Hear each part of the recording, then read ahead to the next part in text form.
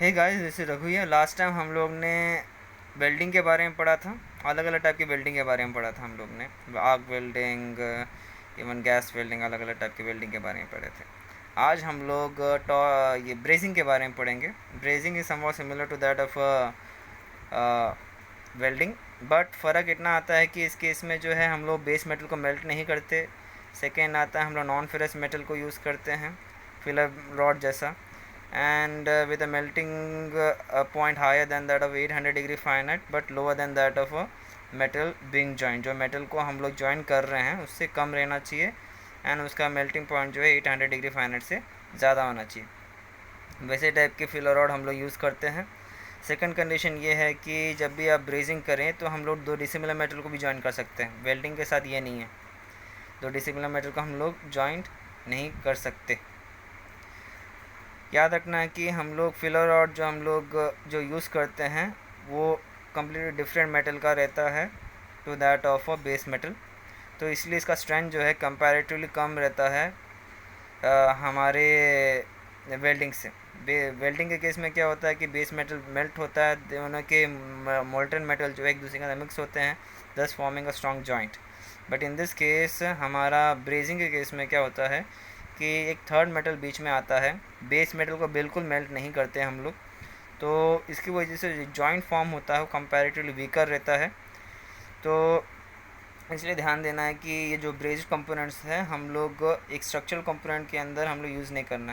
That is spar बनाने के लिए, रिब्स को रिपेयर करने के लिए, इवन हमारे लॉन्जरॉन वो सब बनाने के लिए नॉर्मली हम लोग ब्रेस कंपोनेंट यूज़ नहीं करते। At the same time high temperature sustain नहीं कर सकते ब्रेस कंपोनेंट्स, तो इसलिए हम लोग हायर टेम्परेचर एरिया में भी ब्रेस कंपोनेंट्स को यूज़ नहीं करना है। ब्रास को, कॉपर को, ब्रॉन्ज को, निकल अलॉयस को, कास्ट आयरन को, मैलेबल आयरन को, रॉट आयरन को, गैल्वनाइज्ड आयरन को, स्टील को, कार्बन स्टील को, अलॉय स्टील को, ये सब को नॉर्मली हम लोग ब्रीज कर सकते हैं। इनके अलावा भी बहुत सारे मेटल्स हैं, but this are the some example which are in which we can do brazing operation. Brazing operation जो है सब मेटल में हम लोग कर सकते हैं।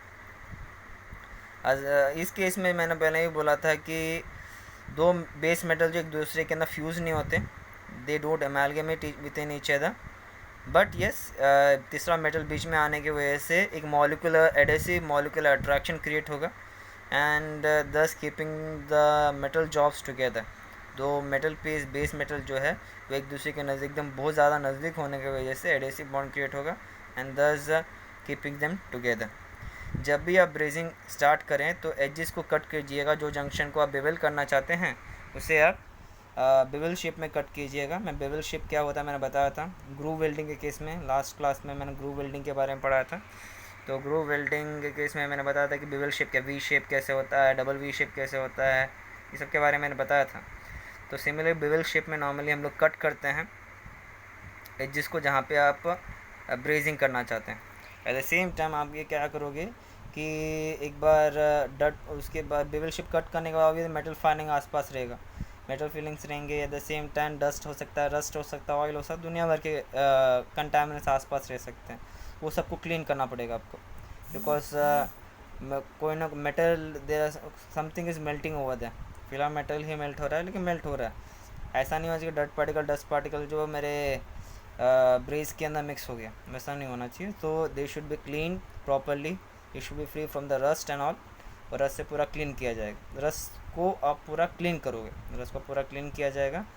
एंड नेक्स्ट आता है कि दोनों जॉब को अपने बेवल शेप में कट किया, दोनों को एक दूसरे के नज़दीक लेके आओगे। They should be fasting together. ऐसा नहीं हो कि बेवल ऑपरेशन करते वक्त एक मूव हो रहे हैं, they should not be moving about each other once the operation start. तो इसलिए हम लोग बोलते हैं कि जब भी आप ऑपरेशन स्टार्ट कर रहे हो उससे पहले ही आप उसको क्लैम्प कीजिएगा, ताकि वो एक के ऊपर एक मूव ना हो। एंड बेस्ट ब्रेजिंग आप पूछोगे तो कैसे होगा, तो बेस्ट ब्रेजिंग क्या होता है, जब आपका फिलर मेटल जो है मेल्ट होकर कैपिलरी एक्शन से वो गैप फिल करते जाएगा। अगर ऐसा कुछ हो रहा है तो इट इज़ जो ब्रेज क्रिएट होगा स्ट्रॉन्गेस्ट ब्रेज जॉइंट क्रिएट होगा। तो और एक चीज़ हम लोग याद रखना कि जब भी आप ब्रेजिंग करते हो इस केस में भी फ्लक्स की ज़रूरत है। फ्लक्स का बेसिक पर्पस क्या होता है, ऑक्साइड फॉर्मेशन हो, इसमें भी मेटल जो मेल्ट हो रहा है, somewhat similar to that of welding. In this के फिलामेंट मेटल जब मेल्ट हो रहा है तो उसमें भी ऑक्साइड फॉर्म हो सकता है। जॉइंट अगर अच्छा फॉर्म करवाना है तो ऑक्साइड फॉर्मेशन को रोकना है, तो फ्लक्स जो होता है it will stop the formation of oxides, the stopping the oxidation of the filamental. तो उसके लिए हम लोग बोराक्स या बोरिक एसिड दोनों यूज़ कर सकते हैं। आजकल जो है हमारे फिलर रॉड जो है, filler rod that is braze rod जो है, उसी के ऊपर जो है फ्लक्स का कोटिंग लगा हुआ रहता है, somewhat similar to that of SMAW, shielded metal arc welding, stick welding में फ्लक्स का कोटिंग लगा हुआ था। सिमिलरली ब्रेजिंग रॉड जो रहता है, ब्रेजिंग रॉड के ऊपर भी फ्लक्स का कोटिंग पहले से लगा हुआ हो सकता है। कुछ केस में नहीं होता, इन दैट केस हम लोग अलग से फ्लक्स जो है मार्केट से परचेज कर सकते हैं। Borax and boric acid are one of the best example, it is a mixture of borax and boric acid, उसको हम लोग यूज़ कर सकते हैं फ्लक्स जैसा। एंड मैंने बोला था कि बेस मेटल को मेल्ट नहीं करना है, लेकिन आप उसे गर्म करना है। इट शुड बी हीटेड, कितने टेम्परेचर तक, हमारे फिलम मेटल का जो टेम्परेचर जो है, फिलम मेटल का जो टेम्परेचर जो है उधर तक गर्म करना है। फिलम मेटल को रेड, आप कब तक गर्म करोगे, फिलम मेटल को भी गर्म करना है। कब तक गर्म करोगे, जब तक वो रेड हॉट नहीं बनता, उसको मेल्ट नहीं करना। फिलम मेटल को कितना टेम्परेचर तक गर्म करना है, फिलम मेटल को गर्म करना है जब तक वो रेड हॉट नहीं बनता। जो टेम्परेचर हमारा फिलम मेटल में है, जो टेम्परेचर मेरा फिलम मेटल है, वही टेम्परेचर में हमारा बेस मेटल को भी गर्म करना है। ये तो कंडीशन तुम लोग थोड़ा सा शॉर्ट है, थोड़ा समझ लेना। फिलम मेटल को गर्म करना है किधर तक, जब तक वो रेड हॉट नहीं बनता, वही टेम्परेचर तक आपके बेस मेटल को गर्म करना है। एंड और एक याद रखना कि आप न्यूट्रल सॉफ्ट फ्लेम यूज़ करोगे उसे गर्म करने के लिए, बेस मेटल को गर्म करने के लिए। आप और एक चीज़ तुम लोग याद रखना है कि आप दोनों को एक दूसरे के नज़दीक लेके आओगे, फ्लक्स का कोटेड रॉड को एक दूसरे के नज़दीक लेके आओगे जॉब के, and you will brushing stroke जैसा मारते हैं वैसे ही जॉब के ऊपर जो है आप ब्रशिंग स्ट्रोक्स मारिएगा। जैसे ब्रशिंग स्ट्रोक मारोगे तो ये देखा गया है कि वो ड्रॉप्स जो है, मेटल ड्रॉपलेट जो है उसमें गिरते जाएंगे, गैप फिल होते जाएगा। एंड रिदमिक आप ब्रशिंग स्ट्रोक मारिएगा, एंड कम से कम स्ट्रोक्स के अंदर अगर हो जाना चाहिए आपका गैप जो है फिल हो जाना चाहिए। दो टाइप के मेटल नॉर्मली हम लोग देखने को मिलते हैं जब भी आप ब्रेजिंग कर। दो टाइप के मेटल हमको ऑब्वियसली देखने को मिलेंगे, एक होगा गुड कंडक्टर, कोई होगा bad conductor. Good conductor of heat जो होता है, हीट इजीली डिसिपेट करता है, तो ओवर हीट होने का चांस ज़्यादा कम रहता है। लेकिन पुअर कंडक्टर ऑफ हीट जो मेटल हैं वो जो है हीट को रिटेन करते हैं, हीट रिटेन होने की वजह से वो ओवर हीट हो जाता है। ओवर हीट होने की वजह से दुनिया भर के प्रॉब्लम्स आते हैं। पहली बात, हीट हीट में क्रैक्स जनरेट होने का चांस है, स्ट्रेस क्रैक्स जनरेट होने का चांस है, जो जॉब फॉर्म होगा और पोरस एंड ब्रिटल फॉर्म होगा, तो अपने आप में ये बहुत प्रॉब्लमेटिक होता है। तो temperature should be control, temperature को हाईली कंट्रोल मैनर में यूज़ करना है। एंड आप how are you going to decide कि आपका जॉब जो ओवर हीट हो रहा है कि नहीं, तो फ्लक्स के अपीयरेंस को आप चेक कर सकते हो। फ्लक्स अगर आपका ग्रीनिश ब्लैक कलर फॉर्म हुआ है तो आप बोल सकते हैं कि आपका जॉब जो है ओवर हीट हुआ है। तो उसके पैटर्न को चेक कीजिएगा, उसके अपीयरेंस को चेक कीजिएगा। फ्लक्स को यूनिफॉर्मली अगर गर्म करोगे जब प्रॉब्लम नहीं आएगा।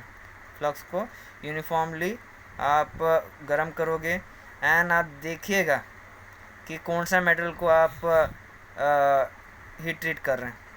सी टू इट दैट कि आप कौन से मेटल को हीट ट्रीट कर रहे हैं आपको पता होना चाहिए।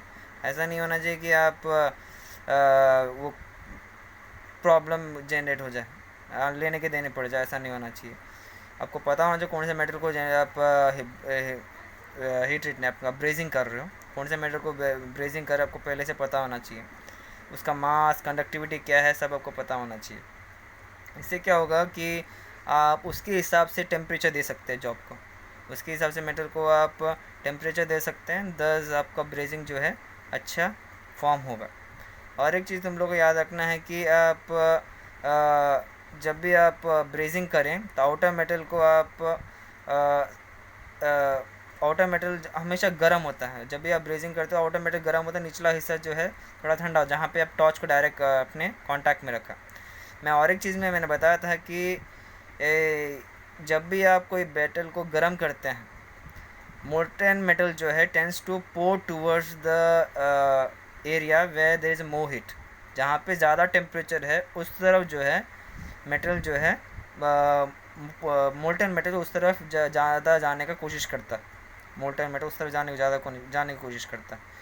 तो वो ईज़िली कैपिलरी रिएक्शन से अंदर पोर हो, इसलिए हम लोग क्या करते हैं कि हमारे जॉब के निचले हिस्से base section of the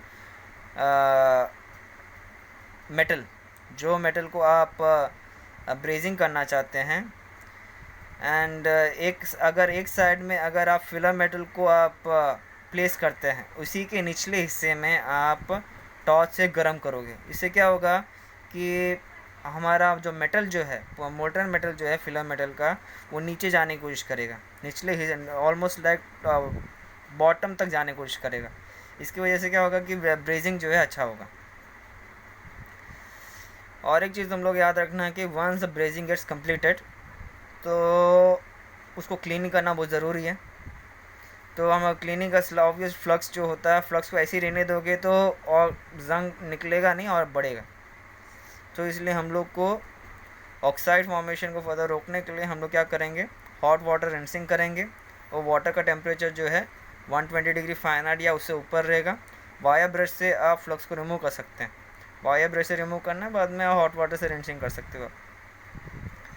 end अगर आपका मेटल जो है ओवरहीट हुआ है ब्रीजिंग प्रोसेस की वजह से, अगर वो ओवरहीट हुआ है तो उसमें ग्रीन या ब्लैक कलर देख सकता है, मैंने बोला था। वैसे केस में आप माइल्ड एसिड सोल्यूशन से आप उसे क्लीन कर सकते हो।